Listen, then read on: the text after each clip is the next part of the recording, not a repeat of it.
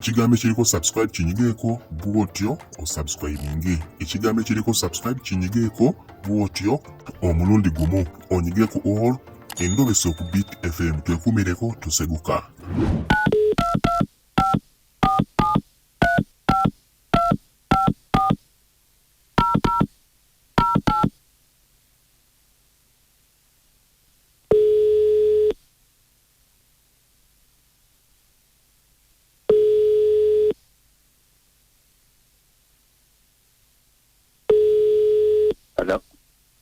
Hello Sebo. Sebo. Zebampita Mukunja wa Beat FM mundobeso wano program sisimu kawangambye kubireko. Sebo mgana nitanso kuuliza. Kale Sebo. Ewa okuyamba abantu n'okuweereza eggwanga. Kale Sebo. Kati mgana ninamu buzibu nga bw'oyamba abantu. Nange ntabondobesezeko ku muntu ono ndi mbuzibu w'amaanyi. Buliwa. Otulotumbula ne bwe mba nywedde mutugaana. N'omukyala namufuna mu ngeri y'okuba nti musanze alina gwakyawaganye naye nemufuna ne muzaalamu abaana abo babiri n'apanga ku byogenda ebweru saamukugira agenda n'anoonya ssente kyaddaaki akadda mu bbanga ttonotono. Banga ki? Naye ndaba embeera eriwo kase tolinze waka wano alaga mutima guli eno tambula tasabye nimukweraliikirira kw'amaanyi ate nafunyeeko n'olugambo nti alabika asisinkana ku Ddaani. Ate Ddaani yani? Ddaani yono gwe namubbako n'omuzaalamu n'abaana lwe luvuumo oluliwo n'embizzi ziri awo akasi za mulembe. Eno essimu gye wampadde yani? Emu ya Ddaani, emu ya mukyala. Omukyala yeriwa? Esemba wansi. Kati gw'oyagala kumanya ki?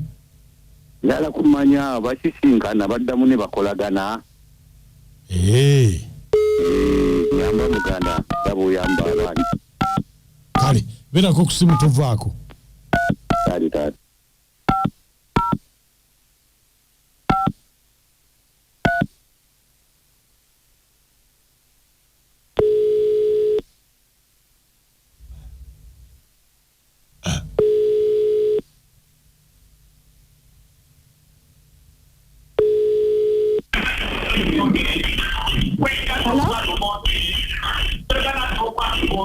Hello? Hello? Hello? Hello? Jebale. Wange? Jebale ko. Nakuulira. Oli ludda wa? Wange? Oli wa? Alo nga sikuulira. Oli ludda wa? Ndina wendiko. Anti ngamba ng'oli mbireekaano oli wa? Ndina wendi awali ebireekaano. Oba ani ono? Nze Ddaani. Ani? Ddaani. Ddaani? Ddaani sooka olindeko nve mu bireekaano. Sooka olindeko katono nve mu bireekaano twogere. Hello? Hello? Wange Ddaani. Gwe kikinga oli mbireekaana kumakya kuno abantu bagenda ku mirimu gwe muli mbireekaana. Munnaaye anti mbadde mu bireekaana babadde balina we bankoleddeko kapate. Mikwano gyange gye gyankoleddeko kapate. Nga gyendi. Obadde mu kapate? Mbadde mu kapate mikwano gyange gyankoleddeyo eno kapate gyendi eno. Kapate kaaki? Anti munnaaye engeri gye mbadde nva ebweru. Mikwano gyange eno mu kapate kange. Mukyalina mu kapate ku makya kuno? Wange? Mpulira iye tukyali mu kapate. Gwe kakati njagala kulabako. Naye olowooza sigenda kusala. Ojja kukola ki? Olowooza sigenda kusala. Kusala otya? Bannaaye olowooza bukyankomawo ebweru omusajja tampeeza, omusajja tampuumuza. omusajja tampuuza tatanganya na kulabako mwe buntu bwange busumaatu waya bwange bwe neeterekera. Omusajja takuwummuza. Omusajja tampuuza kiro misana nti akyandika amaddu. Engeri gyendudde ebweru. Naye mayidani tetugenda okukola. Lumu ngenda mumulimba. Nti ndi mu kibada. Kati bwe mmala omulimba nze nzije nkulabe.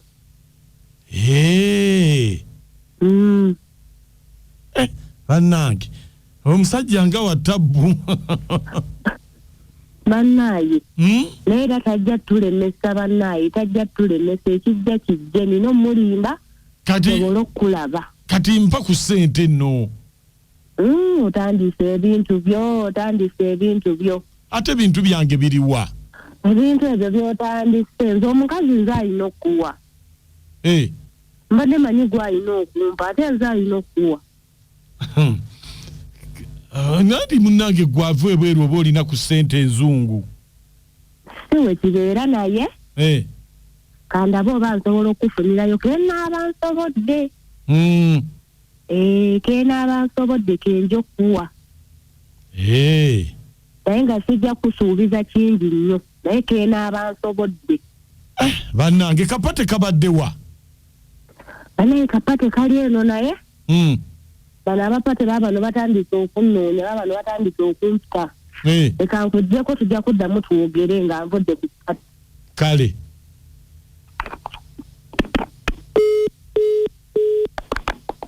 sebo naye kasita n'akingamba nga mukebera. Olina akakebera. Gwe baganisaawo tomato sauce eyanjira.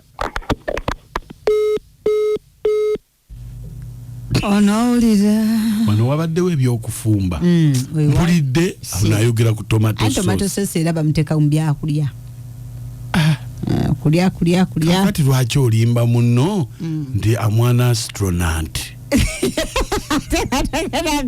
togenda ku mwezi alimba muno ndigoli mugenzi wakumwezi kumukizungirizi naye nga tonakirinya ate kasita okiwulira ekyoggwamu amaanyi ye musajja opanguluka enteekateeka zonna n'oziyiwa.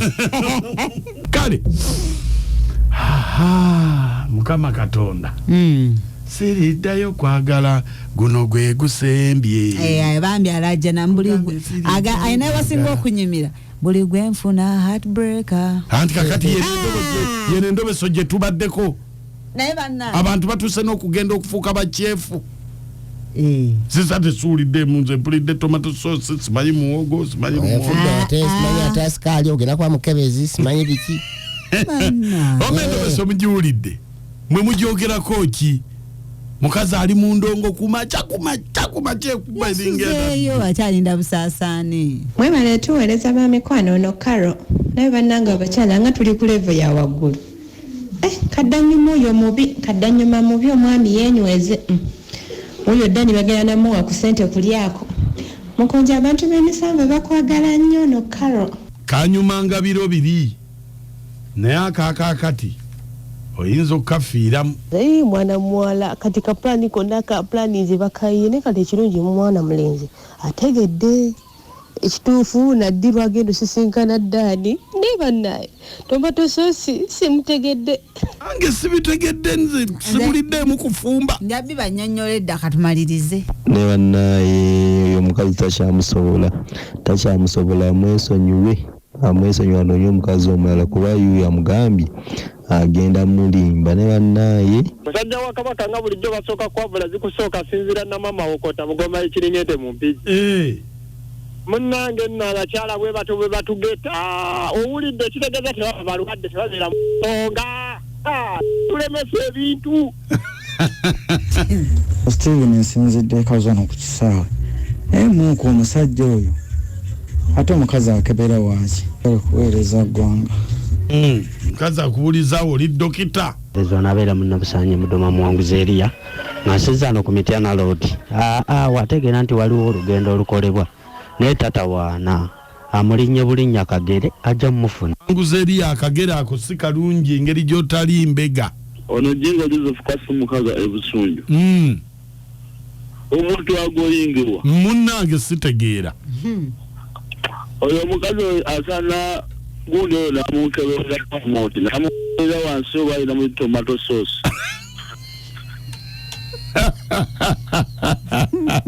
Ekigambo ekiriko subscribe kinyigeeko bwotyo osubscribinge. Ekigambo ekiriko subscribe kinyigeeko bwotyo omulundi gumu onyigeeko all endobese ku Beat FM twekumireko tuseguka.